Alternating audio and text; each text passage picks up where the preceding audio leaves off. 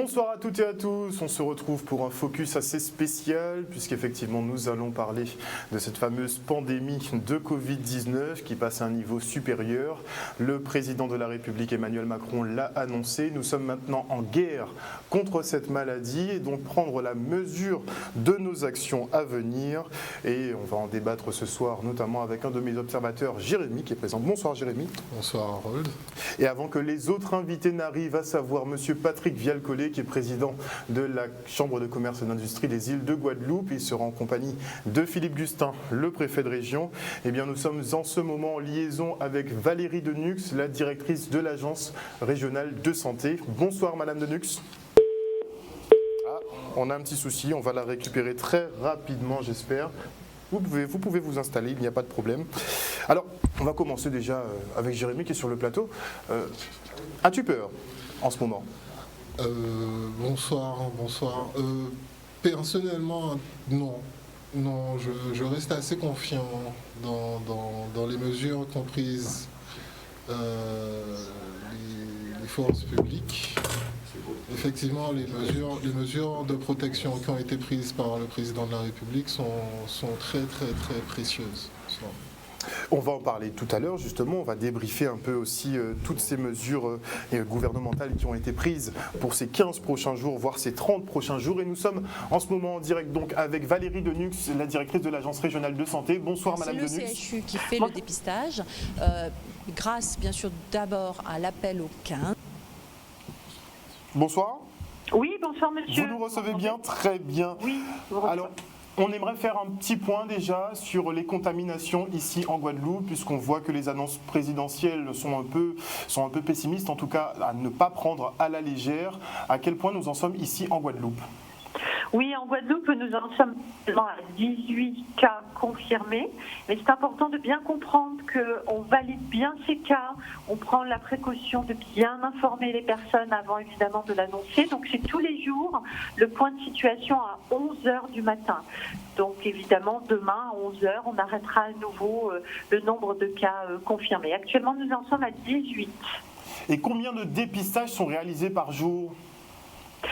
C'est très variable, mais en tout cas, on en a souvent une bonne trentaine par jour, en fonction bien sûr des situations, mais il y a de nombreux dépistages évidemment chaque jour. Alors on sait effectivement que plusieurs personnes ont débarqué des croisières Costa. Est-ce qu'elles sont bien suivies ? Parce qu'on a des remontées sur les réseaux sociaux qui disent que ce n'est pas le cas.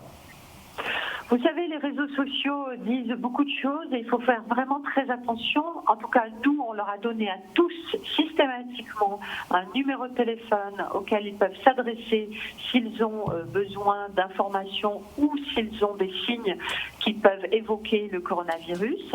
Donc, les personnes ont eu chacun toutes les instructions nécessaires. Donc, on ne va pas suivre les personnes qui sont asymptomatiques. On leur a donné très clairement des instructions de rester à la maison. Mais s'ils ont des signes qui apparaissent, ils doivent surveiller leur température, s'ils se mettent à tousser, s'ils se mettent à avoir des difficultés respiratoires, ils doivent nous téléphoner. C'est très important.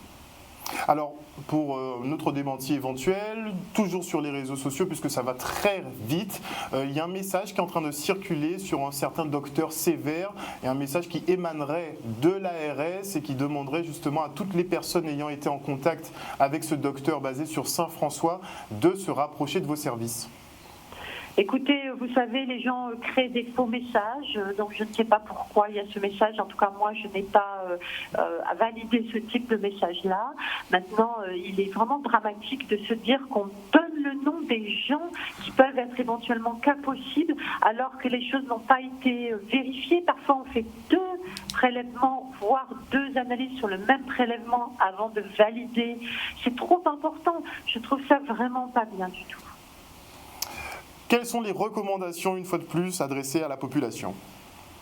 Écoutez, il faut savoir que le seuil épidémique sera atteint pour nous en Guadeloupe lorsque nous aurons à peu près 40 cas, puisque c'est à peu près 10 personnes contaminées, confirmées pour 100 000 habitants.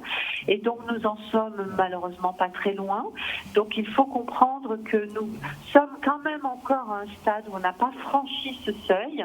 Et il faut vraiment qu'on freine au maximum, même si on franchit le seuil, qu'on freine au maximum maximum pour qu'on n'arrive pas à un pic important de cas qui pourrait mettre vraiment en danger les personnes les plus fragiles. Alors le président l'a annoncé, de toute façon les déplacements seront très restreints sur tout le territoire national. Mais pour en revenir pour la partie test, le relevé de température visiblement n'est pas suffisant. Est-ce que vous comptez élargir justement le spectre des personnes qui vont pouvoir être testées ? Non, je crois qu'il faut bien comprendre une chose, c'est que quand on aura passé le seuil épidémique, toutes les personnes qui seront grippées, c'est-à-dire qui auront des symptômes qui ressemblent un peu à la grippe, devront considérer qu'ils sont potentiellement coronavirus et devront rester chez eux pendant 14 jours. C'est très important. On ne testera pas tout le monde quand les gens n'auront pas des signes graves ou sévères qui peuvent inquiéter ou qui n'auront pas des fragilités connues. Parce que maintenant, nous nous concentrerons sur les personnes que l'on va hospitaliser, qui malheureusement auront besoin de réanimation, parce que le but, c'est évidemment d'éviter que des personnes meurent de cette maladie. Donc le dépistage, il faut bien comprendre que dans la première phase, c'était évidemment pour avoir une bonne vision de la cinétique de l'épidémie, pour voir si l'épidémie était circulée ou pas sur le territoire. Mais une fois qu'on verra qu'elle circule, il faudra vraiment dépister les gens qui sont les plus fragiles et les plus à risque.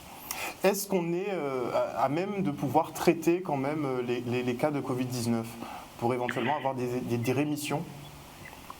Écoutez, il y a quand même 3 personnes qui ont été guéries dans les îles du Nord, il faut le dire. Ces personnes-là ont eu 2 tests qui se sont avérés négatifs à l'issue de leur période de confinement et elles sont guéries. Donc oui, bien sûr, on guérit du coronavirus, mais pourquoi il faut qu'on se protège tous ? C'est pour éviter que ça circule et éviter de toucher les plus fragiles qui, eux, peuvent mourir du coronavirus. Alors le président a annoncé que les masques et les gels devraient être livrés dans les hôpitaux. Est-ce que nous sommes prêts ici en Guadeloupe pour que ces livraisons se fassent dès demain ? Écoutez, nous avons bien sûr demandé des stocks de tous ces équipements-là.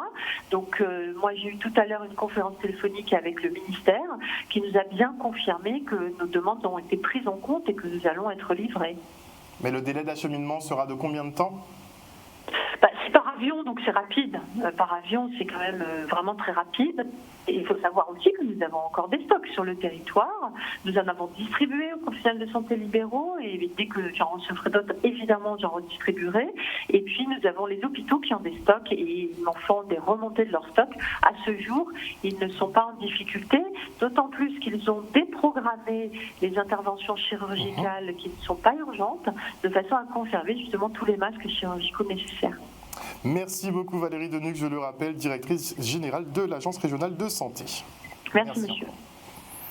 Et nous avons sur le plateau justement monsieur Philippe Gustin, préfet de région, et monsieur Patrick Vial-Collet, le président de la Chambre de commerce et d'industrie des îles de Guadeloupe. Bonsoir messieurs. Bonsoir. Bonsoir. Alors monsieur Gustin, est-ce qu'on peut dire effectivement avec les annonces présidentielles, à savoir que nous sommes en guerre contre une maladie, le président l'a répété quand même 6 fois à l'occasion d'un seul discours, donc on commence quand même à mesurer la gravité des événements. Est-ce que la France a fini de perdre du temps dans cette gestion de crise ? Non, je pense qu'elle n'a pas perdu de temps, pas plus que les autres pays. Nous sommes en guerre et je crois qu'aujourd'hui, si le président l'a répété à ce point, c'est qu'il faut sortir du déni. Parce que ce n'est pas faute d'avoir répété depuis des semaines qu'il y avait des risques forts. Ce n'est pas faute d'avoir répété depuis des semaines que la meilleure manière, la directrice générale de l'ARS vient de le répéter, de se protéger, c'est de mettre en place ces fameux gestes barrières que je répète, se laver les mains régulièrement avec de l'eau et du savon, et mettre une distance de sécurité d'1 mètre avec ses interlocuteurs, ne pas se serrer la main. Je vois encore, j'ai circulé toute la journée, je vois encore des gens qui se serrent la main, qui s'embrassent. Voilà, l'ensemble de ces gestes barrières, c'est pas faute de les avoir répétés. Et pour autant, et je reprends aussi la question que vous avez posée sur les personnes qui sont revenues de croisière et qui se promèneraient. Pareil, je suis comme la directrice générale de l'ARS, j'ai une confiance très limitée dans les réseaux sociaux. Je préfère... Ah mais on traque, il y a même des personnes qui sont descendues du bateau et qui sont traquées dans les centres commerciaux. Bien sûr. Je crois qu'il faut là aussi raison garder. Si ces personnes sont sorties du bateau, c'est qu'elles avaient été contrôlées, recontrôlées, qu'elles sont asymptomatiques, elles ont été en contact avec des gens qui ont eu, puisqu'on avait 2 cas dans les bateaux respectivement. Ça veut dire qu'elles ont un risque vraiment peut-être de développer cette maladie et que donc il fallait qu'elles restent chez elles. Voilà. Et c'est ça leur a été dit, redit. La directrice générale de l'ARS l'a répété, ça leur a été remis aussi par écrit. Ils ont tout un protocole à suivre. Je ne peux que vraiment les enjoindre de respecter ce protocole. Pourquoi ne pas avoir fait un confinement en un lieu? Avec Au lieu 1000 personnes justement, il y a 1000 personnes. Avec 1000 personnes, mais vous imaginez ce que ça veut dire? Mais enfin, il faut raison garder. Peut-être pas un lieu, Moi, mais... vous savez, les faucons Yaka, moi, vous savez, je crois qu'il y a une belle émission de télé qui s'appelle Vie ma vie. D'accord? Je vous propose de la vivre. Vous la prenez 5 minutes et vous verrez. Chaque fois que je fais quelque chose, j'ai au moins 50% de gens qui sont d'accord, qui trouvent que ce n'est pas suffisant, et 50% de gens qui critiquent. On n'en est plus à ce stade-là aujourd'hui. J'en appelle, moi, à la responsabilité de chacun. Les dispositifs qui ont été pris sont des dispositifs qui sont normés, qui ne sont pas inventés. Ce n'est pas Philippe Gustin qui les a inventés.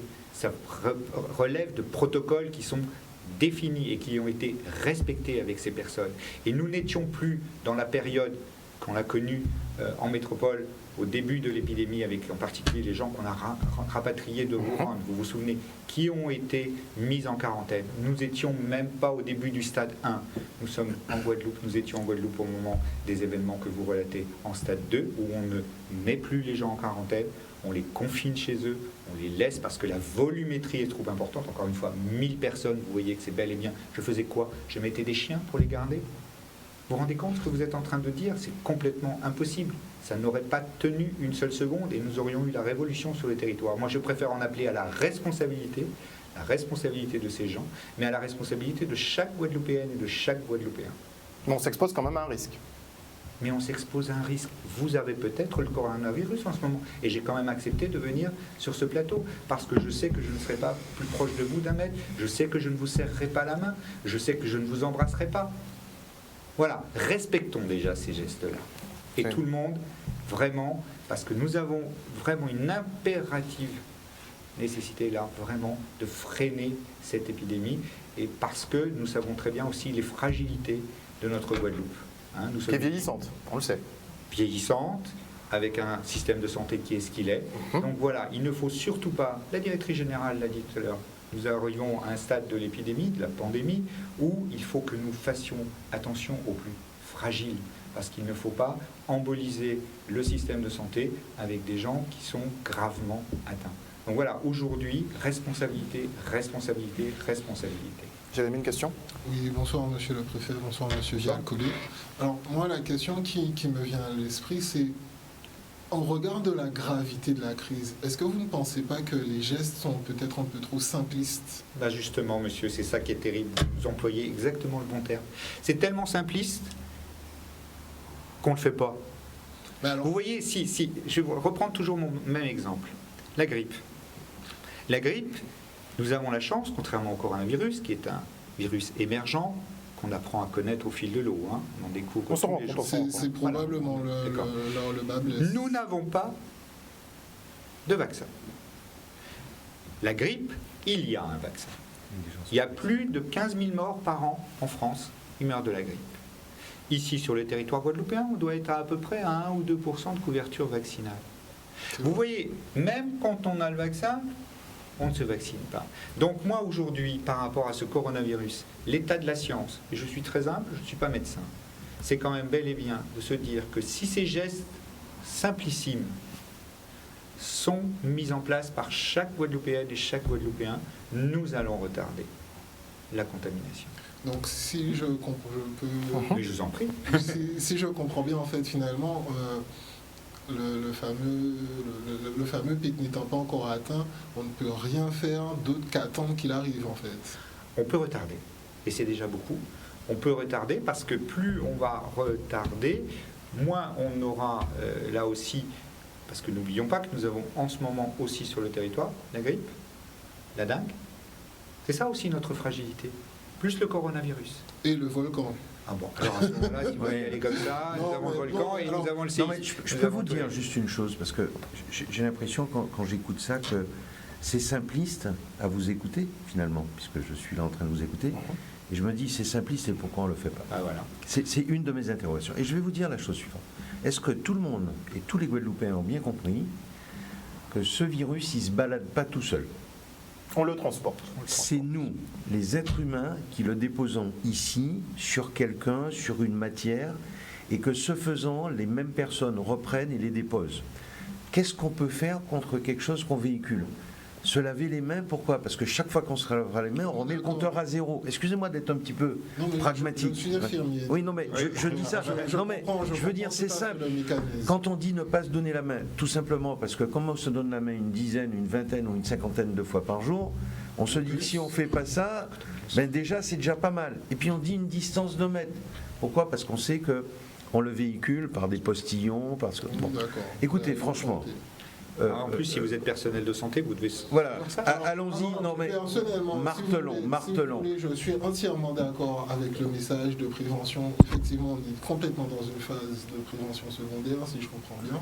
Ok, maintenant, ce qui me gêne personnellement, mais c'est vraiment un petit personnel sans étiquette de soignant, c'est que l'hystérie qui se crée autour de ce martelage, justement, je crains qu'elle soit peut-être plus désastreuse que la pathologie en elle-même. Monsieur. Je n'avais pas terminé, mais... Je finis juste sur ça. À quel moment on évoque vraiment la comorbidité ? Parce que finalement, le commun des mortels est certes atteignable, je veux dire, mais les cas gravissimes, ils sont quand même liés à d'autres pathologies qui sont tout aussi gravissimes. Tout à fait. Mais là, on est complètement d'accord avec vous, monsieur. Mais vous voyez que vous prêchez exactement la même paroisse que la mienne. Et que concrètement, parce que nous savons que nous avons une population âgée très importante, parce que nous savons que nous avons des facteurs de comorbidité que vous avez évoqués, que ce soit le diabète, les maladies cardiovasculaires, tous ces éléments-là. Parce que nous avons ce public et que nous avons le réseau de santé que nous avons, nous ne pouvons pas nous permettre de contaminer un nombre important de gens qu'on n'arrivera pas à traiter demain. D'accord. Et donc c'est pour ça que la meilleure manière de ne pas les contaminer, pardon de répéter, je sais que c'est... Mais je compte sur vous aussi pour le faire. C'est ces gestes. Et j'ai bien aimé votre terme là de simpliste. Oui, c'est simple. Ben alors si c'est simple, nom de Dieu, pardon, excusez-moi, mais mettons-les en œuvre. Est-ce qu'on doit attendre d'avoir des morts ? Parce que ça sera trop tard. Maintenant, pour ne rien vous cacher, je pense que ça arrive à une certaine... Enfin, sans rentrer dans un délire parano, complotiste, etc. Enfin, pour moi, il y a une sorte d'incongruence. C'est-à-dire que je trouve que c'est tellement simple. Et faire autant de tapage médiatique, je ne dis pas qu'il n'est pas avéré, soyons clairs, j'insiste, au vu des chiffres, ça se conçoit. On double le nombre de cas tous les jours depuis 3 jours. Oui, d'accord. C'est exponentiel. C'est exponentiel. Bah oui, ça veut dire. On a la dingue, on n'a pas les mêmes mesures en fait. Ah si, on a fait quand même des. Et justement, et c'est pareil. Ah non, attendez. Non, vous pouvez pas me dire ça, monsieur. On a mis en place là, sur l'épidémie de dengue actuelle, tout un. Oui, je reprends votre terme, un tapage médiatique, parce que de nouveau, pardon, sur la dengue, le message il est aussi simpliste. Le moustique qui te pique, il est né chez toi. Il est dans ton environnement. Il est dans les 100 mètres autour de toi. Moi, j'ai fait avec les jeunes du RSMA, que je remercie de nouveau, des tournées dans les quartiers où j'ai vu de mes yeux vus, c'est donc la réalité, ce qui crée les gîtes larvaires, c'est-à-dire le pot de fleurs avec l'eau à l'intérieur, la gouttière qui n'est pas nettoyée. Là aussi, encore une fois, d'accord. C'est tellement simple. C'est à la fois simple et c'est du civisme. Parce que le moustique qui va me piquer moi, il va peut-être piquer monsieur, il va peut-être vous piquer vous, si j'ai pas retiré l'eau dans ma soucoupe sous mon pot de fleurs. Vous voyez ? C'est la même chose avec le coronavirus. Franchement, c'est la même chose. Donc, est-ce qu'on va harmoniser les messages ? Parce que là, on a eu le dernier épisode avec les élections municipales qui ont été maintenues. Ça a été décrié, comme vous le dites. Certaines personnes sont pour, d'autres sont contre. Il faut arriver à juguler tout ça et tomber d'accord. Mais on a eu un dernier événement où les célébrations, par exemple, des victoires qui ont eu lieu, c'était des liesses de la population. Bon, tout le monde s'est un peu touché, il n'y avait pas un mètre de distance entre les personnes. Donc quand on envoie des signaux comme ça, qu'on peut encore se rassembler plus ou moins, le message peut être perçu comme ce n'est pas si grave que ça, on peut continuer un peu à circuler. Ah oui, mais moi je suis désolé, hein, les rassemblements de plus de 100 personnes sont interdits. Vous allez les Depuis sanctionner Comment? Vous allez les sanctionner? Si je peux les sanctionner, oui, il va falloir les sanctionner. C'est de la même manière qu'on va sanctionner les déplacements maintenant des personnes qui ne pourront pas justifier pourquoi elles se déplacent. Je peux savoir comment? 135 €. Wow. L'amende. Vous savez, j'avais pas terminé. Vous savez que les mêmes personnes qui veulent pas faire ces gestes simples demandent qu'on mette des opérations extrêmement compliquées Oui, cher. avec des choses qui marchent pas. Par exemple, mettre à l'aéroport, alors que eux-mêmes ils ont un moyen personnel d'agir.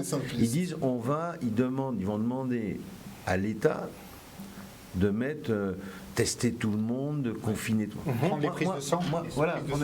Moi, franchement, je le dis, j'invite vraiment tous les Guadeloupéens à se dire, on a la solution dans nos mains.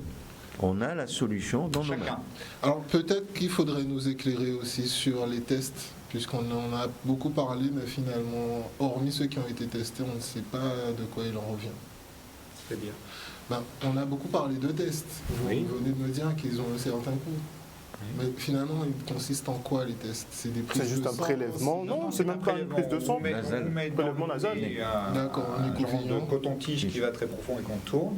Et puis après, on fait le... Mais l'idée de la généralisation des tests paraît farfelue dans ce cas-là. Elle est complètement farfelue. Mais je reprends ce qu'a dit Valérie Denux tout à l'heure.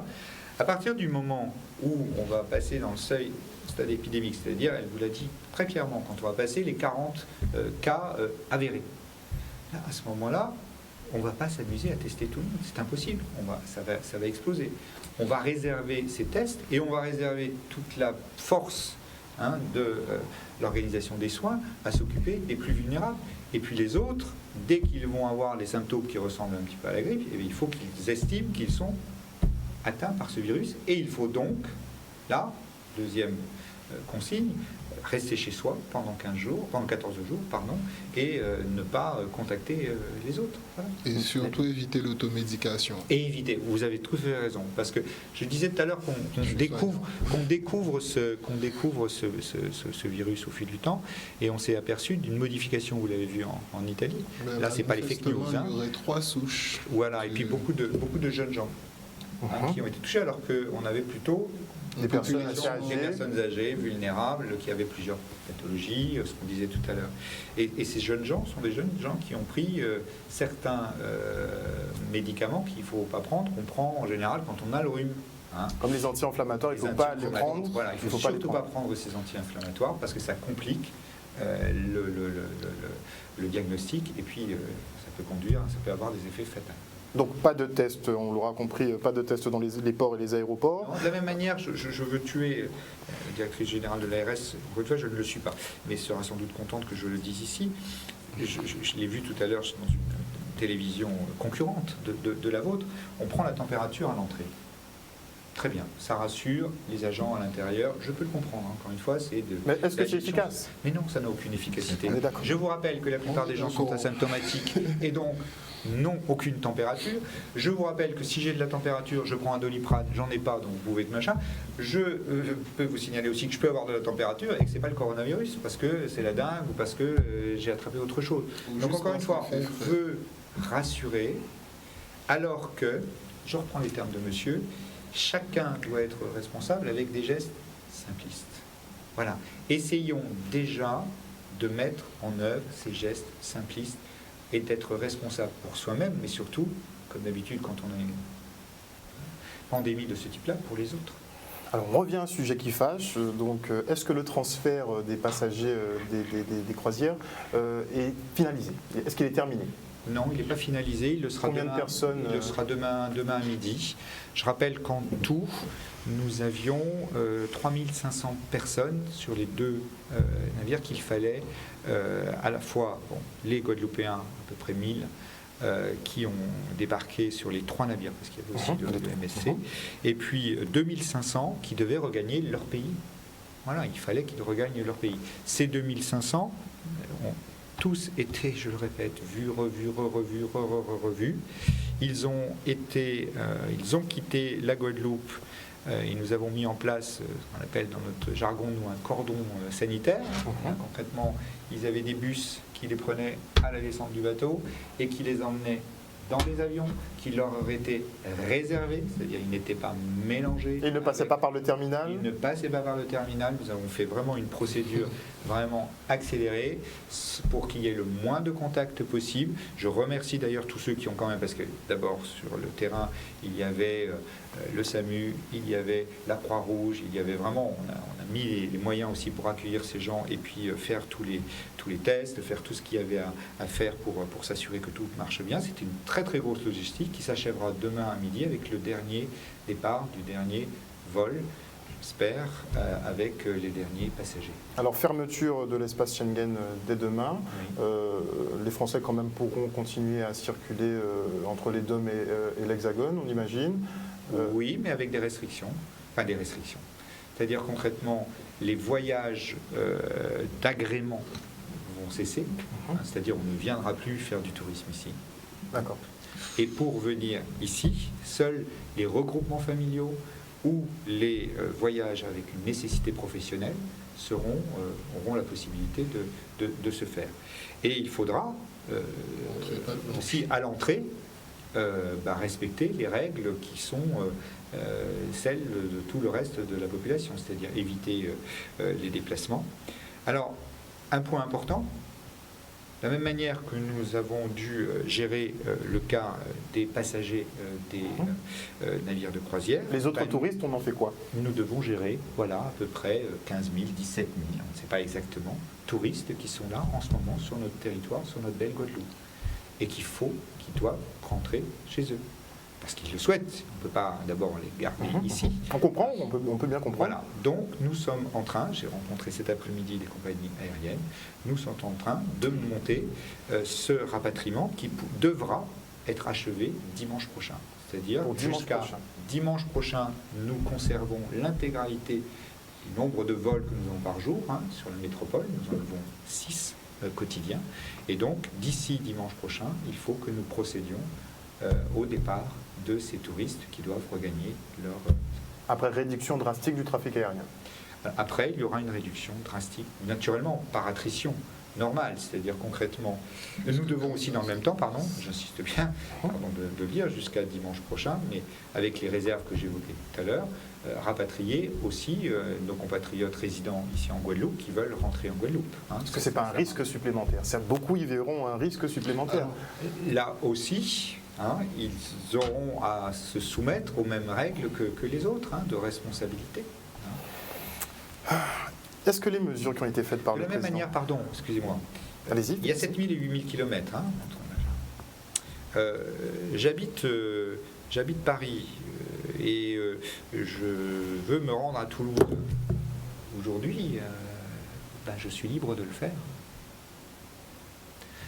Avec les mesures annoncées par le président de la République, on réduit les possibilités. Vous avez vu qu'on va réduire aussi par 2 les trains, etc. Et tout. Donc aujourd'hui, je n'ai pas à avoir plus d'exigences pour un Guadeloupéen qui veut rentrer ici qu'au Parisien qui va à Bordeaux. On en est là. Mais chacun doit après se plier à l'ensemble des process que j'ai évoqués tout à l'heure sur à la fois les gestes barrières et puis toute la procédure si on sent qu'on développe le coronavirus. Alors on sent effectivement qu'on a essayé quand même de préserver le plus longtemps possible l'activité économique, mais je pense qu'à compter de demain, là par contre, ce sera un peu la chute libre. Le président a annoncé effectivement un dispositif exceptionnel de report de charges fiscales et sociales. Il soutiendra les échéances bancaires et il mettra une garantie d'État à hauteur de 300 milliards d'euros pour tous les prêts bancaires contractés. C'est une mesure suffisante ? Bon. Simplement, j'aimerais un petit peu préciser les choses pour que les chefs d'entreprise, puisque c'est eux qui sont aux commandes, avec leurs salariés, puissent bien comprendre dans quelle situation on est, ce qui va fonctionner et pas fonctionner. Parce qu'on ne va pas, je disais, arrêter l'entreprise Guadeloupe. Parce que si on l'arrête... Juste ralentir. Non, attendez, il faut préciser les choses. Vous avez un certain nombre d'entreprises qui, d'ores et déjà, étaient dans une situation où on ne recevait plus du public. Parce qu'il faut bien comprendre comment ça fonctionne. Quand on reçoit du public, on a un peu de mal à respecter les gestes barrières. Donc celles-là, elles ont été progressivement fermées. C'est pas le chef d'entreprise qui a souhaité le faire, c'est qu'il n'en avait pas le choix. Il y a toute une autre série d'entreprises qui ne reçoivent pas du public. C'est-à-dire que, par exemple, vous prenez quelqu'un qui fait de la livraison, il ne reçoit pas de public. La vente à emporter, les magasins commerciaux alimentaires, ceux qui restent ouverts, ils reçoivent du public, mais il faut quand même qu'on puisse se nourrir. Une partie de l'industrie, ceux qui fabriquent des yaourts, de la farine, on n'a pas décidé qu'on ne ferait plus de pain, qu'il n'y aurait rien dans les vitrines. Il faut bien comprendre ça. Maintenant, ce que je dis aux chefs d'entreprise, on va devoir se réorganiser comme on ne l'a jamais fait, avec des contraintes qu'on n'a jamais connues. Vous savez, nous, on est sur la libre entreprise. Donc ces contraintes, c'est quoi? C'est intégrer un certain nombre d'obligations, c'est plus des recommandations, D'accord. Je dis bien des obligations, qu'ont pris le chef de l'État et qui sont déclinées ici et là dans toutes les régions, avec quelques adaptations, vous avez pu le noter, sur des décalages dans le temps. Mais concrètement, vous allez à Pointe-à-Pitre aujourd'hui, puis la plupart des commerces, en dehors des pharmacies, en dehors de la vente à emporter, tout est fermé. Bon. Donc ces chefs d'entreprise sont passés d'un chiffre d'affaires à 0. Et personne n'est en mesure de leur garantir une couverture de la perte du chiffre d'affaires. C'est perdu. Non mais, bon, il faut le dire, c'est perdu. Il n'y a pas d'assurance qui couvre ce risque. Il n'y a pas de couverture prévue par l'État. Il y a simplement, à un moment donné, une couverture, une diminution des charges. C'est-à-dire, l'État dit en gros, pour l'instant, vous ne payez pas les charges sociales et fiscales, on va les reporter. On ne sait pas combien de temps tu vas la crise. Il faudra quand même s'en acquitter après avoir passé une période de crise. Alors, je voudrais dire que le président a quand même dit à un moment donné, dans certains cas, et je pense dans certains cas extrêmes, peut-être que pour sauver une entreprise, il y aura annulation. Il l'a dit, je reprends que ses propos. Mais il faut bien que les chefs d'entreprise comprennent, je suis là pour avoir un langage de vérité. Ce n'est pas un effet d'aubaine pour annuler toutes les charges qu'on n'a pas payées, ça ne va pas marcher comme ça. Il faut prouver que ces charges sont issues d'une période de fermeture et que celles-ci, si on peut les annuler pour redémarrer l'entreprise. Okay, ça, c'est la première chose. Après, vous avez le report des obligations, loyers, si vous avez des loyers, les banques, ceux qui ont des prêts, des annuités. Mais le chef d'entreprise va rester quand même garant de ses obligations à risque. Et ce qu'on lui propose aujourd'hui, c'est d'aménager le risque pour qu'une fois qu'il soit sorti, ces pertes qui resteront à sa charge puissent être étalées dans le temps. Il faut bien comprendre ça. Les pertes donc resteront à la charge des chefs d'entreprise. Les pertes resteront à la charge des chefs d'entreprise et seront étalées dans le temps. Il faut que les chefs d'entreprise comprennent ça. On va diminuer les charges. Pourquoi? Parce qu'une des charges majeures des entreprises, de certaines entreprises, c'est la masse salariale. C'est la seule charge que l'État va prendre à 100% jusqu'à 4,5 fois le SMIC. Ça veut dire que toute entreprise qui ferme peut se libérer de la masse salariale, mais elle devra la préfinancer. Pourquoi? Parce que c'est l'État qui va rembourser sous 10 à 15 jours. Ce qui veut dire qu'à la fin du mois de mars, pour être extrêmement précis, la paye du mois de mars va être faite par les entreprises, qu'elles soient ouvertes ou fermées. Celles qui sont fermées ou qui sont partiellement fermées auront déclaré les salariés qui ne peuvent pas travailler et qui sont ce qu'on appelle, vulgairement on dit chômage partiel, mais c'est activité partielle. Et à partir de ce moment-là, ils vont les payer, l'État va rembourser les sommes intégralement à l'entreprise. D'accord. Le problème se pose pour les entreprises qui n'ont pas forcément les moyens financiers de préfinancer. On sait très bien qu'il y a un certain nombre d'entreprises qui attendent les 10 derniers jours de vente, de chiffre d'affaires, pour payer leur salaire. Et comme cela, dès aujourd'hui, on leur a privé de chiffre d'affaires, les caisses vont être un peu vides. Là, je pense qu'on va essayer de trouver des mécanismes avec les banquiers pour assurer les salaires. Parce que nous avons une responsabilité citoyenne, nous les entrepreneurs, c'est de faire en sorte qu'avec l'aide de l'État et avec tout ce qui a été décliné en mécanisme, on puisse faire redémarrer la machine. Et si nos salariés n'ont plus de salaire, on n'aura plus de clients. C'est aussi simple que ça. Et si vous n'avez plus de clients, c'est l'effondrement total de la machine. Et nous allons lutter pour que la machine redémarre. J'espère que j'ai été assez clair. Il s'agit véritablement de sauver l'entreprise économique Guadeloupe. Et je profite à cet instant de dire, et à Monsieur le Préfet et à ceux qui peuvent nous écouter et qui sont en responsabilité économique, je parle de tous ceux qui sont maires ou qui c'est le moment de tout faire pour payer les entreprises. elles ont besoin de cet argent pour payer les salariés. Certains n'arriveront pas. Il faudra bien trouver des solutions avec l'État. Nous, on ne peut pas financer ce qu'on nous doit. Vous comprenez, c'est à un moment donné, je parle vraiment de factures émises, services faits, il n'y a pas de contentieux. Il y a simplement un payeur qui dit j'ai pas les moyens, je ne peux pas régler. Au même titre que j'ai pu comprendre qu'à Sainte-Rose, on ne pouvait pas payer les salaires. Exact. C'est pareil. Maintenant, il faut absolument, dans cette période de crise, trouver des moyens extraordinaires, hors du commun, pour qu'on puisse payer les entreprises de Guadeloupe. Combien de temps on peut durer comme ça? C'est 150 millions d'euros. C'est 150 millions d'euros.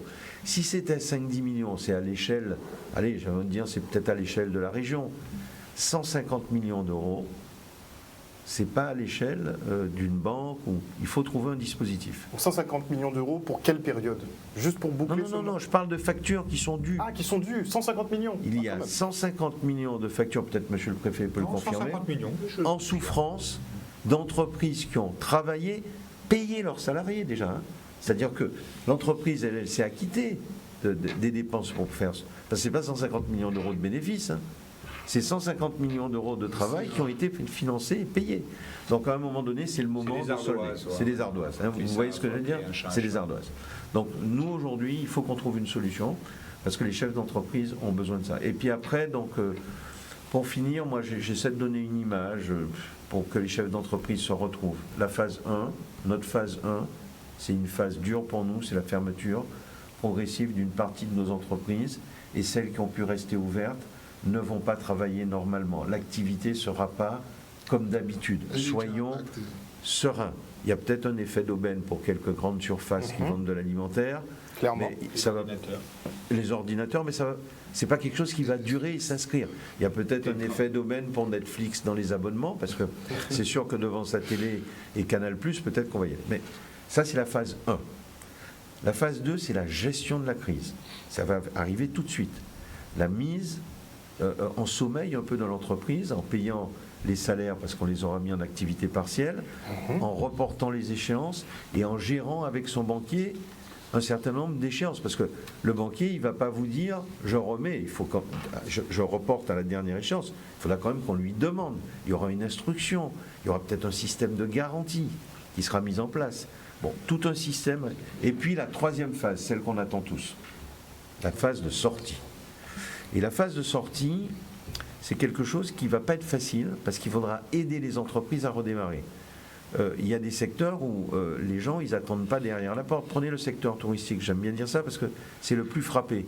Le jour où on rouvre le secteur touristique, il n'y a pas des clients qui attendent pour venir en Guadeloupe. Ça va se faire progressivement. Pour retrouver notre rythme, il faudra peut-être un mois et demi. Peut-être plus, ça dépend de comment vont se comporter les consommateurs qui eux-mêmes auront subi une crise. C'est une crise mondiale. Hein. Tous nos consommateurs sont atteints. Donc voilà ce que je voulais vous dire un peu en liminaire pour essayer de cadrer cette situation et de dire à tous les chefs d'entreprise que je mesure la difficulté qui est la leur. J'imagine dans quelle situation ils se trouvent à l'instant où on parle, de tous ces engagements qu'ils ont. On est parti à Pointe-à-Pitre ce matin, rencontrés, et ils sont décontenancés, ils ne savent pas du tout quoi faire. Mais pourquoi vous auriez su quoi faire ou... Non mais tout le monde est dans l'interrogation en ce moment. Non mais attendez, vous me parlez de Pointe-à-Pitre. Alors déjà Pointe-à-Pitre, ça allait pas très bien, parce que c'est quand même pas un modèle. Hein. Bon. Et, enfin bon, il faut dire les choses clairement. Les commerçants se plaignent. Maintenant, ils ont fermé. Mais bien sûr qu'ils sont inquiets. Moi, ce que j'essaie de faire, c'est de leur dire que de toute façon, tous les commerces de Guadeloupe ne vont pas fermer. Il y en a qui vont probablement avoir des difficultés parce qu'ils étaient déjà en difficulté. Donc ceux qui étaient à l'entrée de la crise en difficulté, ça va être plus dur que ceux qui étaient sains. C'est un peu comme l'humain. Hein. Il faut mieux être en bonne santé quand on attaque une crise comme ça qu'en mauvaise santé. Ben, c'est pareil pour les entreprises. Et puis il y en a qui vont malheureusement avoir beaucoup de mal à sortir, et puis il y en a d'autres qui vont sortir affaiblis, mais il faut redémarrer. Il ne faut pas qu'on... Et je veux dire aux chefs d'entreprise, et ils ont l'habitude de ça, se relever les manches, on va redémarrer l'entreprise Guadeloupe, on va de nouveau avoir une activité économique, et quelque part, on va de nouveau l'avoir, mais on ne sait pas quand. Et c'est là où... Mais vous voulez que je vous dise, c'est pas important. Mais de dire quand. Sur la durée, non, mais attendez, l'État va pallier pendant un certain temps. On a annoncé 300 milliards, mais on ne sait pas sur combien de temps. Non mais attendez, on n'est pas là pour faire de la prévision. Moi je peux pas vous dire ce qui va se passer le Covid-19. Par contre, je peux vous dire une chose. C'est que si vous voulez qu'on en sorte vite, eh bien, il faut faire des gestes barrières pour freiner. Ça, par contre, c'est une certitude. Parce que si on ne les fait pas, je ne sais pas quand, mais je sais que ça sera plus long.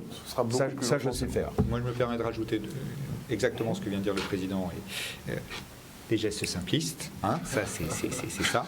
Et puis deuxième chose, il y aura un après, et la nécessité, c'est à la fois de ne pas casser la mécanique aujourd'hui, hein, c'est-à-dire de la maintenir en état de marche. Hein, c'est comme quand vous avez une belle montre que vous remontez, bah là il ne faut surtout pas taper dessus, c'est-à-dire il faut la sauvegarder. Et puis deuxièmement, je vous ai entendu dire oui, on a privilégié l'économique par rapport au sanitaire, parce qu'on a maintenu les croisières, etc. et tout. On verra, l'avenir nous le dira. Mais en tout cas, une chose est certaine.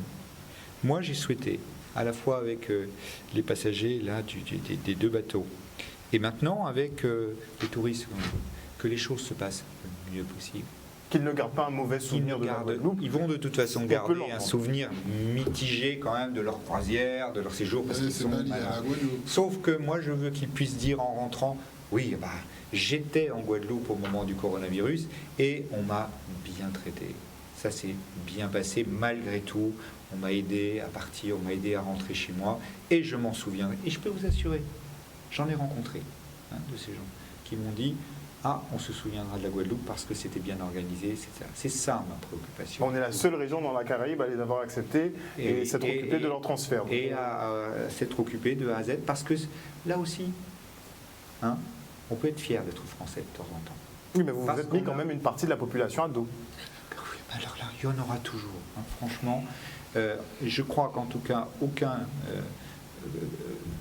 virus n'aura été transféré par les gens qu'on a transférés vers les avions qui étaient réservés. La préoccupation n'est plus sur les touristes maintenant. La préoccupation est plus sur les Guadeloupéens qui étaient à bord de l'embarcation et qui ont été débarqués. Et alors qu'est-ce qu'on en fait Qu'est-ce qu'on en fait de ces Guadeloupéens que vous traitez de pestiférés? Non, pas du tout. Non, franchement. Non, si, moi j'emploie le terme parce qu'ils me l'ont dit. Ils ont vraiment eu le sentiment. J'ai donné cet exemple ici même avec Yves Lise l'autre jour. J'étais là, moi, au premier bateau quand ils sont arrivés. J'ai donc vu avec mes yeux.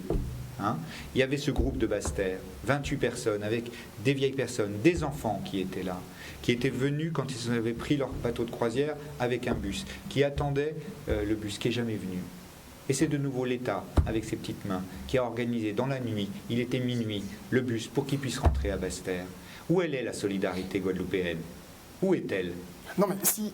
Il y avait plus de phases de contrôle pour rassurer la population. Mais ils avaient été contrôlés, nom de Dieu, de nouveau. Pardon, excusez-moi. Je crois qu'il faut arrêter. Il faut arrêter là-dessus. Il n'y avait aucun cas avéré parmi ces personnes-là. Ils avaient tous été de nouveau contrôlés, recontrôlés. Voilà. Ils étaient peut-être porteurs asymptomatiques, mais en tout cas, ils avaient été cas contact, c'est-à-dire qu'ils avaient sans doute croisé les gens qui avaient été contrôlés, mais ça veut dire à ce moment-là qu'on met sous quarantaine l'ensemble de la Guadeloupe. Mais vous imaginez une seconde, excusez-moi, mais vous imaginez une seconde qu'on ait pris la décision, que le préfet ait pris la décision de dire le bateau il reste, il vogue jusqu'à ce qu'il ait plus de fuel, imaginons, parce que personne n'en veut, ok? Et que in fine, les gens, au large du Japon. voilà, les gens, non mais qu'il n'y ait plus de fuel, qu'il n'y ait plus à manger, que les gens se battent à l'intérieur, parce que ça peut se terminer comme ça, que les gens sautent pour essayer de rejoindre la Guadeloupe. Mais qu'est-ce qu'on n'aurait pas dit? Qu'est-ce qu'on n'aurait pas dit? Moi, je pense qu'à un moment donné, vous savez, c'est toujours facile de dire ce qu'il faut faire. Il y a des paramètres qui sont intégrés à un moment donné de sécurité pour pouvoir traiter un bateau. Je prends par exemple les touristes aujourd'hui. Nous avons à peu près entre 17 et 20 000 touristes. Je remercie d'ailleurs tous ceux qui, au contact, essayent de faire que leur quotidien soit le meilleur possible, aussi bien les chefs d'entreprise que les salariés, parce que c'est pas simple. Quand on a, à un moment donné, on tombe une mesure où on dit il faudra que ça soit du room service, et qu'un certain nombre d'hôtels où il y a peut-être des gens, ils n'ont pas de room service. Qu'est-ce qu'on fait? On leur donne pas à manger? Les restaurants fermés, on les envoie où? À pied? Ils se ruent je ne sais pas où. il faut trouver des solutions adaptées, il faut être créatif, il faut prendre de nouvelles protections pour pouvoir gérer tous ces clients. Nous, ce qu'on essaye de faire, et je veux bien que vous compreniez, c'est que les 20 000 personnes, ils ne se ruent pas à l'aéroport demain matin. Parce que si c'est ça, on ne sait pas faire. Qu'ils puissent partir normalement dans les vols qui sont réservés pour eux. Et le préfet l'a dit, et les vols vont partir normalement jusqu'à dimanche. C'est important, s'il y a des touristes qui nous écoutent, de ne pas se précipiter. Tout va bien se passer jusqu'à dimanche. Si maintenant il y en a qui essayent de rentrer plus tôt, pour quelque raison que ce soit, qui prennent contact avec leur compagnie pour changer leur vol. Mais s'il n'y a pas de place, c'est pas la peine d'aller à l'aéroport et essayer de partir. Ça n'a pas de sens. Et nous, on essaie de faire en sorte que les choses se passent le mieux possible avec une réglementation qui vaut pour les touristes. La limite de déplacement, elle vaut pour les touristes. Moi, je vais reprendre les termes de monsieur tout à l'heure. J'adore ce terme-là de simpliste. Je vais vous envoyer les Non, mais vous avez raison. Vous avez complètement raison. Les personnes les Guadeloupéens qui sont descendus du bateau, on leur a demandé quelque chose de simple. De rester confinés. Est-ce que c'est si simple que ça? De rester 2 semaines. De nouveau, parce que de nouveau, vous risquez de mourir. Vous risquez, parce que c'est ça, de contaminer la grand-mère, le grand-père, etc. Et vos tout. Proches. Et la seule chose qu'on vous demande de faire pour ne pas contaminer, c'est de rester chez vous pendant 14 jours. 14 jours. Qu'est-ce que c'est que 14 jours par rapport à la vie de votre grand-mère ou de votre grand-père? C'est si compliqué? Non, comme dit monsieur, c'est simpliste. Rémi. Alors, écoutez, merci de me rendre hommage autant, ça me touche. Plusieurs questions. Ma première observation, c'est que l'économie guadeloupéenne a quand même toujours fait face à plusieurs cas de catastrophes, particulièrement naturelles. On s'en est toujours remis. Et si mes souvenirs sont bons, les chiffres ont généralement été meilleurs d'année en année. Est-ce qu'on doit rester dans un fatalisme complet à se dire que bon, on paralyse tout? Je pensais justement à notre rencontre de ce soir et je me suis dit, mais on a une information dont peu de personnes tiennent compte en fait. C'est que le virus, vous me confirmerez si c'est vrai ou si c'est une fake news, mais le virus serait censé mourir au-delà de 27 degrés. Donc fake news. Fake news. Non, pas fake news, pas vérifié. C'est pas vérifié. Voilà. Vous avez un virus, on est quoi? On est le 15 mars, 16 mars. Il y a 2 mois et demi, personne ne le connaissait. Personne n'avait jamais entendu parler. Alors, on connaît des coronavirus, hein, voilà, mais le Covid-19, comme son nom l'indique. On se rend compte qu'il y a beaucoup d'à peu près. On ne connaissait pas. Sur cette maladie, on ne la connaît vraiment pas. Je pense que la meilleure chose à faire par rapport à ce virus, c'est 2 choses. D'abord, une énorme humilité. Toujours. Parce que voilà, c'est la nature, c'est comme ça. Et puis deuxièmement, vous avez trouvé que... Eh ben voilà. C'est bête, hein, c'est bête. Hein, mais non, c'est pas bête, non. Vous êtes complètement dans votre rôle de prévention. Ouais. Maintenant, de la même manière que je dis qu'il faut mettre la ceinture et pas boire et pas rouler trop vite. C'est pareil. C'est simpliste, hein. Mais quand même, quand je vois qu'une personne sur 2 qui meurt, c'est parce qu'elle a été trop vite, parce qu'elle avait de l'alcool. Voilà, faites attention à une petite chose que vous venez de dire. On s'est relevé de beaucoup de choses, mais vous voyez, par exemple, quand vous prenez un cyclone, le reste du monde n'est pas touché. Impacté. Et en plus, nous avons des couvertures d'assurance. Donc ça veut dire qu'à un moment donné, et quand l'État déclare la catastrophe naturelle, il y a un fonds d'indemnisation qui est là pour... Là, il n'y a pas de fonds. Mais il est 300 milliards. Non. Vous confondez 2 choses. Attends. Oui, peut-être, parce que je n'ai pas très bien compris. Mais c'est très simple. Vous confondez une indemnisation qui est liée par un fonds des assurances ou un fonds de garantie qui est constitué d'une ponction des assurances que l'État garde quand elle déclare la catastrophe naturelle, parce que c'est financé comme ça, avec 300 milliards que l'État va mettre pour faire redémarrer la machine, mais qui n'ira pas dans les caisses des entreprises. Moi, quand vous avez... attendez, oui, non, mais je vous parle de couverture. Quand vous avez une couverture de risque, perte d'exploitation, ça veut dire que je vais voir mon assureur, je lui dis j'ai 70% de marge brute, bon, c'est comme ça que ça se passe, on ne va pas rentrer dans la technique, en moins, donc vous allez les couvrir. Et il me fait un chèque. Si je dis à l'État aujourd'hui, couvrez-moi mes pertes, ils me disent non. La seule chose qu'on couvre à ce stade, c'est qu'on couvre le fait que les personnes dont vous n'aurez pas besoin, qui seront en activité partielle, on paye 100% les déplafonnants. Mais ça, c'est une couverture pour le salarié. Il est vrai que si j'avais pas ça, il aurait quand même fallu que je fasse quelque chose et que peut-être ça m'aurait coûté un petit peu plus cher. Peut-être. Mais la garantie de recette, elle est perdue. Donc vous êtes partiellement soulagé, mais Partiellement l'État peut peut-être en faire un peu plus. Bon, en gros, je ne vais même pas être comme ça, vous voyez, ça peut être bizarre. Je vous dis simplement qu'à un moment donné, il faudra qu'on regarde avec la région, avec les EPCI, c'est-à-dire ceux qui ont en charge, parce qu'ils ont quand même une responsabilité économique. Ils ont quand même 150 millions de dettes aussi. Non, ça c'est autre C'est vous chose. qui l'avez dit, c'est bien. C'est autre chose, mais Les collectivités, bon. non, voilà, c'est toutes les collectivités, mais j'ai pas dit, ne me faites pas dire ce que j'ai pas dit. Hein. J'ai pas dit que la région avait 150 millions d'euros. Ah non, pas que la région, toutes les collectivités, de façon globale. Hein. Donc, à un moment donné, il faudra que des dispositifs soient applicables. Le chef de l'État a donné une enveloppe, 300 milliards. Tout dépend de la durée de la crise, vous l'avez compris. Donc, lui-même ne la connaît pas. Je ne le pense pas, parce qu'il faut être devin pour connaître ça. Et puis, il faut surtout être devin de comment nous allons nous-mêmes nous comporter. Alors ça, c'est quand même plus compliqué. Parce que si tout le monde se comporte bien, ça sera plus court. Bon. Voilà, non, mais c'est quand même tout bête de dire ça. Non, mais en fait, si vous voulez... non, oui. Non, mais si vous voulez, je pense que le problème tient dans l'incongruence du message, vraiment. Non, vraiment, j'insiste, parce que finalement, de la gravité... Lorsqu'on entend comme message que finalement le Covid, ça ressemble à une grippe, il est où le message de gravité par rapport à justement la réelle gravité de la chose? Je ne le vois pas, je ne le perçois pas. La seule chose, c'est que ça ressemble peut-être à une grippe par certains de ses symptômes. Pour une bonne partie des gens, ça ressemblera à une grippe parce que ça sera à peu près la même chose pour s'en guérir. Mais par contre, il y a des complications énormes.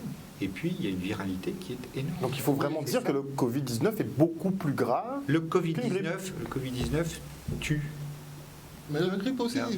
Au début, on a des argumentaires de la grippe fait 60 000 morts par an. Non, c'est plus aux alentours d'une quinzaine. C'est 15 000, ce qui est déjà beaucoup pour une maladie contre laquelle on peut se faire vacciner. Moi, j'ai failli mourir de la grippe, j'avais 19 ans. J'ai eu 40,7 degrés de fièvre et j'ai mis 3 semaines vraiment où je ne pouvais plus bouger. Depuis mes 19 ans, je vais bientôt avoir 60 ans la semaine prochaine, tous les ans je me vaccine. Parce que je sais qu'on peut vraiment d'abord mourir, on peut être très très malade. Là, le Covid-19, il n'y a pas de vaccin. Il y en aura sans doute un jour. Je serai d'ailleurs, si je survis à cette pandémie, je suis curieux de voir la couverture vaccinale du Covid-19 quand on l'aura. Ça va être très intéressant de regarder ça, parce que les gens qui aujourd'hui refusent, sont dans le déni, refusent d'appliquer les gestes barrières simplistes, seront peut-être les premiers à ne pas se vacciner. Sans doute, c'est la contradiction habituelle. Et voilà, aujourd'hui, il faut qu'on freine, c'est le message martelé, il faut qu'on freine la diffusion parce que nous aurons naturellement des cas de manière exponentielle et nous aurons, c'est pas un miracle, c'est pas un secret de le dire, nous aurons vraisemblablement aussi des morts sur notre territoire. Il y en a en Martinique. D'ailleurs, je note quand même que c'est extrêmement important là. Il a fallu attendre le mort de Martinique pour que tout d'un coup ça fasse un petit déclic. Moi je peux vous assurer, en termes de communication, puisque vous m'invitez souvent, j'avais l'impression de ramer comme un malade en expliquant les gestes barrières, en expliquant tout ça. Et malheureusement, le décès de Martinique a été un déclic qui fait que, ça peut arriver aussi ici. Oui, c'est pas seulement chez les autres, c'est pas les photos, les images qu'on voit sur les écrans de télévision avec l'Italie ou la Chine. Non, c'est ici, c'est chez nous. Parce que le mal se rapproche, donc forcément là on peut plus être dans le déni, c'est en face de nous. On peut plus être dans le déni. Donc ça c'est vraiment pour ma curiosité technique professionnelle. Finalement, le Covid, lorsque la personne décède, vous faites une autopsie. Je ne suis pas des médecins. Je pense qu'il y a une recherche, en tout cas, si le Covid-19... Alors ça, je ne peux pas vous le dire sur la Guadeloupe, mais je sais que ça a été fait en métropole. Si on n'a pas encore besoin d'autopsie en Guadeloupe. Non, mais pour les premiers cas, vous vous souvenez, il y avait une personne qui était décédée à l'hôpital et on avait fait l'autopsie parce qu'il y avait une maladie qui était associée et on s'était aperçu qu'il avait été machin. Donc je pense qu'il y a cette recherche. Alors peut-être qu'il faudra éventuellement rappeler les symptômes vraiment dramatiques qui feront alerter, c'est pas moi. qui feront alerter particulièrement les problèmes respiratoires. Oui, oui. Allez-y. Moi je suis pas. On va communiquer sur parce que de toute façon c'est disponible un peu partout sur internet. Donc à ce niveau-là, on est bien renseigné. Je rappelle un numéro aussi important, 0630 0001. C'est ça qui vous permet d'avoir la ligne sur l'ensemble des informations, à la fois sur le volet sanitaire, à la fois sur le volet économique. L'ensemble de la problématique, c'est cette ligne directe qu'on peut joindre aussi naturellement depuis. Je l'ai essayé, ça fonctionne. Effectivement, on a des opérateurs, mais ils n'ont pas forcément toutes les réponses. Parce qu'on est en phase de découverte, donc ils n'ont pas vraiment toutes les réponses. Et pas de panique dans la population. Et responsabilité. Et pas de panique dans la population. Là, vous avez complètement raison, je vous suis. Permettez-moi d'en profiter, puisque vous m'avez lancé une perche, en particulier sur les achats. Aujourd'hui, je martèle ça, il ne sert à rien d'aller dans les magasins, de se ruer dans les magasins. Ils étaient tous pleins aujourd'hui. Oui, oui, mais là aussi, risque les gens l'un sur l'autre à se battre pour attraper un paquet de nouilles. On n'a pas eu ça en Guadeloupe, mais c'est quand même un risque supplémentaire. Moi, je peux vous annoncer ce soir, j'ai refait une réunion cet après-midi avec l'ensemble de la grande distribution. Quelques messages de base. D'abord, il n'y a pas de problème aujourd'hui de marchandises de stock. On en a. On a des bateaux qui sont arrivés encore, qui arrivent quasiment tous les jours. Donc, pas de problème de stock. Deuxièmement, ça ne sert à rien de se ruer dans les magasins parce qu'au contraire, en se ruant dans les magasins, on déséquilibre complètement le modèle économique, toute la logistique qui est derrière. Donc ça, c'est complètement. Voilà, et on casse les gestes barrières accessoirement. Et puis dernière chose, il y a des petites choses qui vont permettre d'améliorer le fonctionnement et d'être associé aux gestes barrières. Par exemple, essayer autant que faire se peut de venir payer avec une carte bancaire. Ça évite transactions par des billets, par des pièces qui peuvent être vecteurs aussi de propagation de la maladie. Voilà, l'ensemble de ces petites choses. Vous avez une signalétique qui se met en place aussi dans les magasins. Vous avez, je crois, vos reportages l'ont bien montré. Certains le respectent. Voilà, des bornes pour respecter les distances de sécurité. Les distances de sécurité, les choses qui ont été mises en place pour que les caissières ne soient pas exposées. Enfin, voilà. Là aussi, petit à petit, les choses se mettent en place aussi ici en Guadeloupe. Alors, on a annoncé 100 000 fonctionnaires de police qui seront déployés à travers la France. Ici en Guadeloupe, est-ce qu'on a une idée des effectifs, puisque les amendes risquent de pleuvoir pour ceux qui ne respectent pas le confinement. Donc, quelles mesures seront prises concrètement en local ? Nous avons les forces de police et de gendarmerie. C'est pareil, cet après-midi, j'ai eu une réunion avec l'ensemble des forces de sécurité intérieure pour les informer des différentes mesures, pour les informer aussi. Moi, je suis particulièrement vigilant sur plusieurs choses. La première chose, c'est la sécurité aux abords des magasins. Concrètement, il faut que les choses se passent bien, et elles se passent bien. Et donc, j'appelle de nouveau chaque Guadeloupéenne, chaque Guadeloupéen à la responsabilité pour ne pas se ruer dans les magasins et pas créer des mouvements de panique. Vous avez employé le terme tout à l'heure et j'y souscris complètement. Ça, c'est la première chose.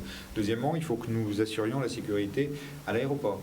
Au port, on l'a fait, à l'aéroport, pour que les départs puissent se passer aussi dans les meilleures manières. Le président le disait tout à l'heure, ça ne sert à rien de venir à l'aéroport pour exiger de partir. Les gens partiront avant dimanche comme prévu. Et puis, il y aura, oui, tout le volet répression, et contrôle et répression, naturellement, derrière, de tous ceux qui ne respecteront pas les mesures qui seront mises en œuvre dès demain à midi, ici, sur notre Guadeloupe. On aimerait plus de précision, justement, sur ces laissez-passer, ces attestations qui seront nécessaires pour pouvoir circuler. Alors, ces attestations seront disponibles sur le site du ministère de l'Intérieur dès demain. Elles seront, soit vous les téléchargez et les imprimez, soit vous les recopiez vous-même, parce que ce sera assez simple comme formulaire, ou vous vous engagez sur l'honneur à être dans la rue, à être dans votre véhicule, parce que vous répondez à une des 5 conditions qui vous permettent de vous déplacer. Je vous le rappelle, vous allez faire vos courses, vous allez chez le médecin, vous allez, j'allais y venir parce que c'est le plus important, vous avez des circonstances familiales et solidarité avec une personne vulnérable. Ça sera très vrai en Guadeloupe parce qu'il y a une solidarité très forte avec les personnes âgées. Il y a une activité physique, c'est ce qu'a répété aussi le président de la République, mais qu'on doit faire seul, toutes les activités. Et puis il y a le travail. Parce que comme l'a dit le président, et je martèle ça aussi, l'activité économique ne doit pas être arrêtée. On ne peut pas mettre tout le monde en vacances et on stoppe et on ne fait plus rien. Il faut continuer à manger du pain, il faut continuer à réparer les voitures, il faut continuer... Voilà, il y a plein de sujets clairs et nets.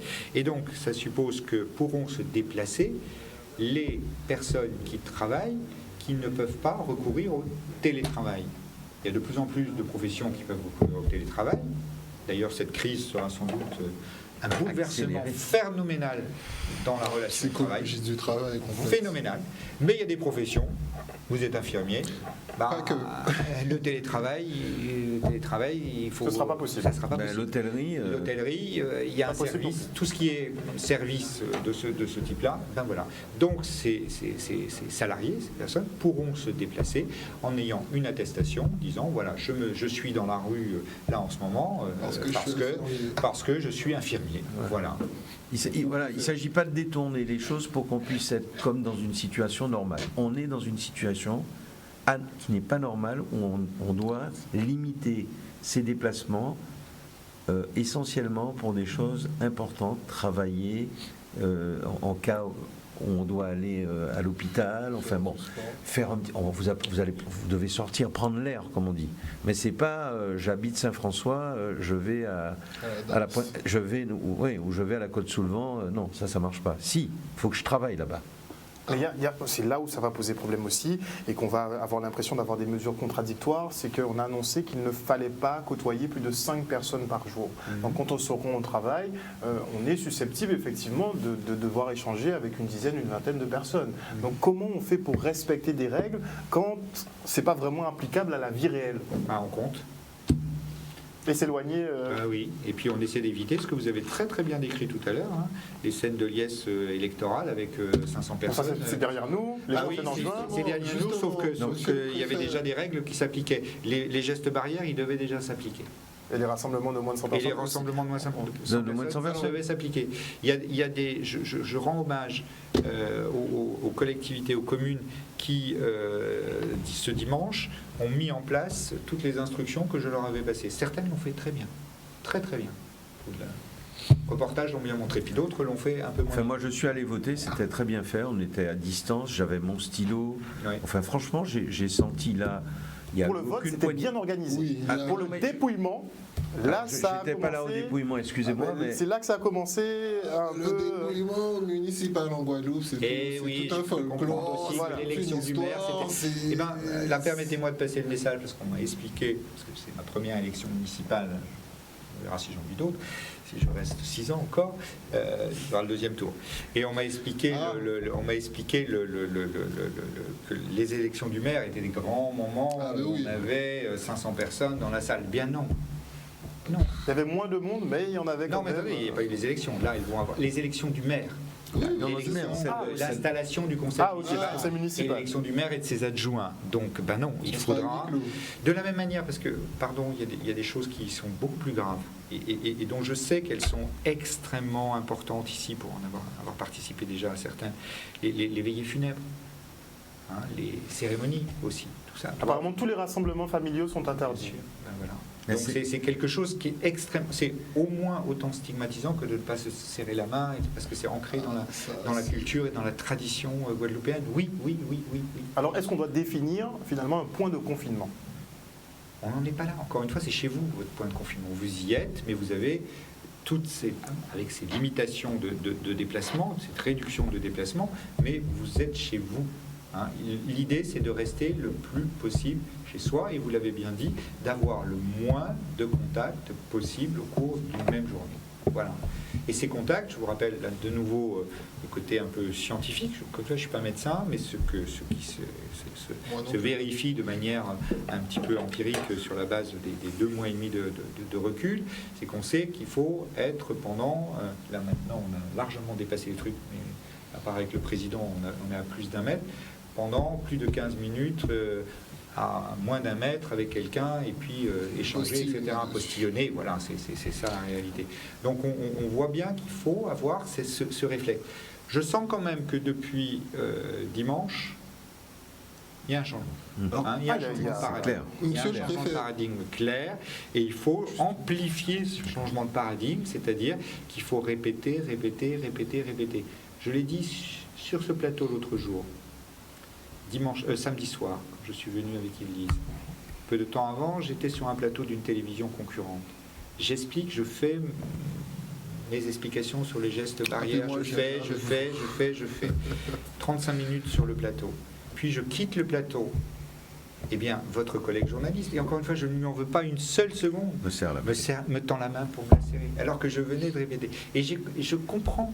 Encore une fois, je ne peux que... Mais les automatismes c'est sympathique, qui seront loin d'être programmés. c'est une connotation sociale extrêmement importante. Et c'est là que c'est dur, parce que c'est simpliste, et pourtant, c'est des choses C'est tellement anticulturel, en fait. automatiques qu'on a envie. J'ai eu la question l'autre jour de votre collègue Église Boisset, complètement naturelle. Je suis père, je suis grand-père, j'ai 6 petits-enfants, des petits.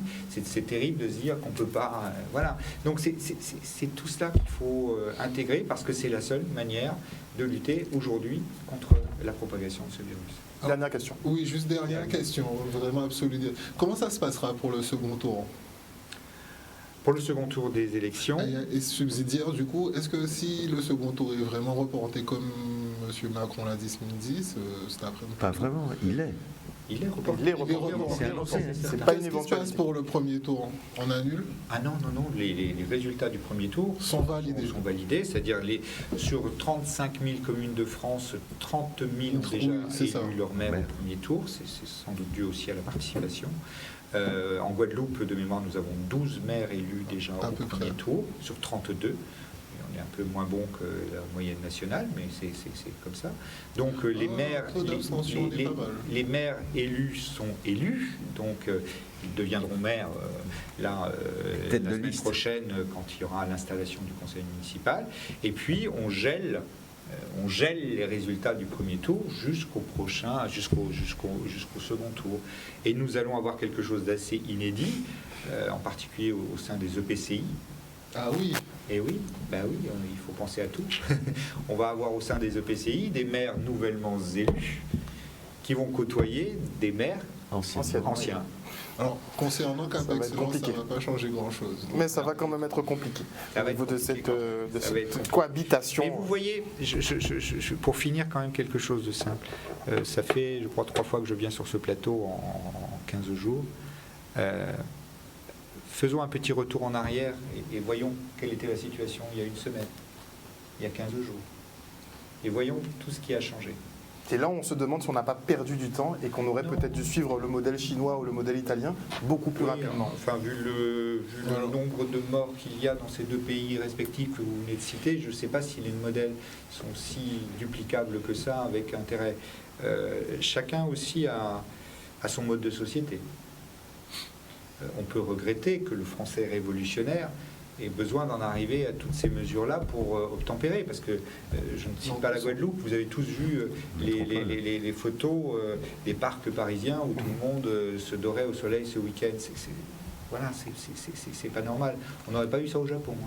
Mais Voilà. Mais ils auraient peut-être annulé Ni en Suisse, l'élection ni en municipale au Japon. en même Ils temps, l'auraient peut-être pas j'ai envie maintenu. de dire que pour un peuple aussi libre que la France, c'est vrai que ce sont des mesures qui sont nécessaires, vraiment absolument nécessaires pour notre propre survie.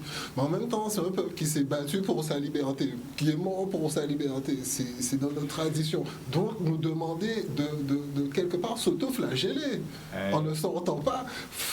C'est Oh. dur. Faut Ouais, mais nous enfin, entendre dire c'est que un peu dur. exagéré. Non, mais attendez, faut... Ça Non, peut- mais On a un besoin social particulièrement en Guadeloupe. Bah, oui, et si ça vous fait mourir. Et puis, pardon, à la limite, moi je vais le dire, pardon de faire le parallélisme avec un sujet qui, vous savez, m'est cher, celui de la sécurité routière. Vous vous tuez sur la route, C'est pas grave. vous êtes suicidaire, c'est votre affaire.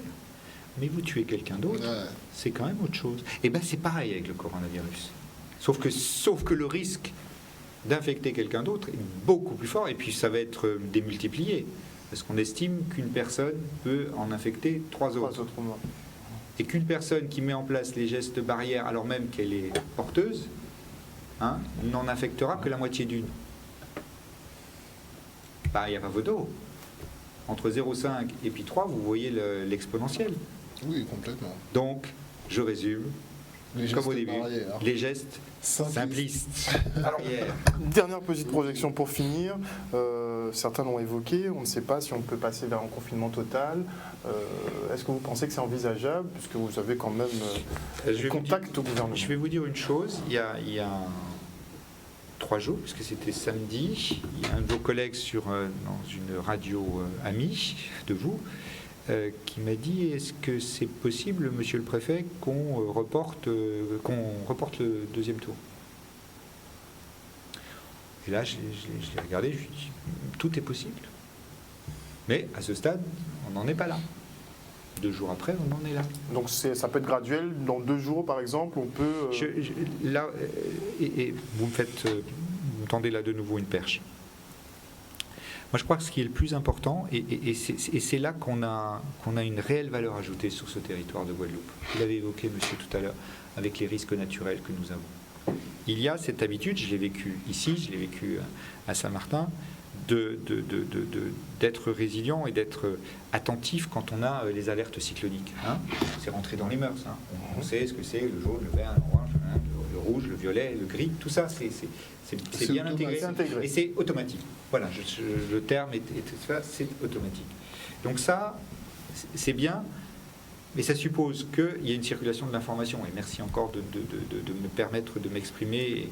Et donc, plutôt que je sais quelle est la tradition moi-même, j'en profite des boucles WhatsApp, des réseaux sociaux, tout ça, c'est bien et c'est l'air du temps et je ne vais surtout pas lutter contre ça. Mais de grâce, quand vous voulez des informations, allez sur le site de la préfecture.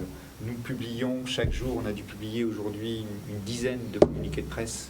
Sur les questions d'emploi, sur les questions de travail, sur les questions de transport, là, ce que je vous ai dit, sur les retours. Tout ça, ces informations-là, je sais que c'est institutionnel et qu'on peut se dire, oh là là, c'est le vilain État, etc. Et tout. Celle-là, c'est quand même pesé. On a ce devoir de transparence, parce que, moi, en tout cas, j'y suis viscéralement attaché, et plutôt que d'aller raconter n'importe quoi, autant aller chercher l'information là où elle existe.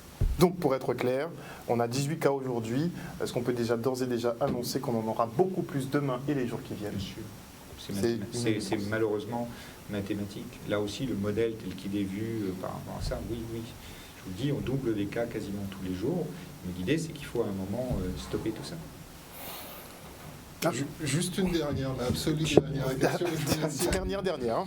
Vous laisser, pour les facteurs, il y a des précautions particulières. Parce que c'est quand même un des secteurs les plus... Oui, ceux qui tournent le plus, mais en général, voilà, de nouveau, il ne faut pas obligatoirement serrer la main de chaque client. Non, c'est pareil, vous le mettez plutôt dans la boîte aux lettres, vous le mettez devant la porte, mais vous ne le donnez pas main dans la main. D'accord. Voilà. Ça, j'ai pas eu ce retour-là, j'ai l'impression que ça... Je pense que personne n'y a pensé. Oui, il y a tellement de choses auxquelles on... Oui, c'est sûr. Mais il faut apprendre pendant cette gestion de crise. Alors, monsieur Vial-Collet, un dernier petit mot pour les chefs d'entreprise, justement, les chefs d'entreprise guadeloupéens. Un petit mot clair, mais... Bon, mais j'espère que j'ai été le plus clair pour eux. On traverse une crise difficile, elle est réelle. On va en sortir, je veux vraiment leur dire, il y aura un après-Covid-19. De la façon dont l'ensemble des Guadeloupéens vont se comporter, on va s'en sortir plus ou moins rapidement. Il faut aussi qu'on sache, et quand je dis les Guadeloupéens, c'est les chefs d'entreprise, les salariés et tous les autres. Et tout sera mis en œuvre par la Chambre de commerce des îles de Guadeloupe pour les aider à traverser cette crise en mettant en place... on a mis en place un numéro pour pouvoir appeler, je ne l'ai pas en tête, et une adresse email, mais c'est sur le site et sur les réseaux sociaux de CCI des îles de Guadeloupe. On va les assister. Tout le personnel est mobilisé à cet effet, c'est-à-dire qu'on a mis un peu de côté tout ce qui était fait de façon traditionnelle à la Chambre de commerce pour pouvoir mettre tout le monde derrière ça. On a développé le télétravail puisque nous ne pouvons plus recevoir le public sauf cas d'urgence, donc exceptionnel. Il ne s'agit pas de la Chambre de commerce de laisser tout ouvert. Hein, on est dans la même logique. Donc moi, je dis aux chefs d'entreprise, courage, on va s'en sortir. Et vous allez mettre, vos hôtels seront réquisitionnés? Ou tous les hôtels du département seront réquisitionnés? Alors j'ai remarqué que vous aimez bien faire de la prévision. Non, parce que le Non, président non, mais- a annoncé que tout était à la charge de l'État pour les soignants. Alors, d'abord, le président n'a pas annoncé ça. Il a dit que les hôtels pourraient être réquisitionnés. Taxi et hôtel, hein, que l'État paye. Pourraient être. Mais vous savez que chaque fois que, je le dis à la place du préfet, c'est pas moi à le dire, mais C'est vrai, c'est inconditionnel. chaque fois que l'État réquisitionne, il paye. Paye. Mais attendez, vous pouvez pas Est-ce qu'on vous a déjà contacté? On vous a déjà fait Non, l'annonce? on ne peut pas réquisitionner une entreprise sans en payer la contrepartie. Ça, c'est la première chose. Deuxièmement, nous ne sommes pas au stade de la réquisition. Nous sommes D'accord. tout simplement au stade de pouvoir faire partir les clients qui sont dans les hôtels, normalement dans les vols qu'ils avaient prévus, puisqu'on en a 20 000, et vous avez compris que 20 000 personnes à sortir de la Guadeloupe, c'est pas demain qu'on peut le faire. Il nous faut une petite semaine. Après, on verra avec le préfet s'il y a besoin de réquisition. C'est plutôt le préfet qui le dira, et il réquisitionnera, s'il le souhaite, un hôtel ou plusieurs, je n'en sais rien. Mais vous savez, moi je crois qu'il y a une chose qu'il ne faut pas que vous nous demandiez, et j'ai envie de dire aussi bien au préfet qu'à moi-même. Les choses vont tellement vite, on est incapable de le prédire. Le préfet avait dit qu'on fermerait les entreprises mardi, tout d'un coup la machine s'est accélérée. Le président de la République a parlé il n'y a pas si longtemps, tout d'un coup la machine s'accélère. Ne faisons pas de prévision. On prend acte, on gère, on s'adapte, on a les moyens d'être, on est agile. Vous avez vu, on est agile, on va vite et les choses fonctionnent. Donc chaque jour suffit sa peine. Moi, je vais essayer de passer cette semaine le mieux possible. C'est pas facile. Je profite pour dire, on s'appelle des fois très tard, hein, Monsieur le Préfet, on finit. Et très tôt. Et très tôt, hein, puisqu'on fait des points réguliers. C'est pas facile. On essaie de s'en sortir, mais je sais on est au, comme on dit, je sais pas si on fait la guerre, mais nous on est au combat. Donc on va s'en sortir. Ah, visiblement, c'est vraiment la guerre contre ce Covid-19 qui effectivement est en train de contaminer le monde entier et on doit y faire face de la meilleure façon qui soit. Bon, monsieur le préfet, je vous dis certainement dans 2 jours. Tous les jours. Probablement au bout d'un moment. En tout cas, merci beaucoup messieurs d'être venus sur ce plateau ce soir. Merci d'avoir répondu Merci, à à mes bientôt. interrogations. Chers téléspectateurs, on espère effectivement que vous avez pu vous renseigner un peu plus sur ce Covid-19 et les mesures qui seront prises à partir de demain. Donc c'est une sorte de confinement qui sera mis en place. Les déplacements devront être limités au strict minimum, à savoir vous rendre à votre travail ou bien vous rendre chez le médecin ou bien effectivement aller faire vos courses. Mais vous devrez justifier d'un document justement pour pouvoir vous déplacer sous peine d'amende de 135 €. Les rassemblements sont interdits, en famille ou peu importe, plus de rassemblements. Les magasins qui ne sont pas nécessaires, comme les magasins dont l'alimentation seront fermés à partir de demain, enfin ils le sont déjà d'ailleurs et ils resteront fermés. Non, les magasins d'alimentation restent ouverts.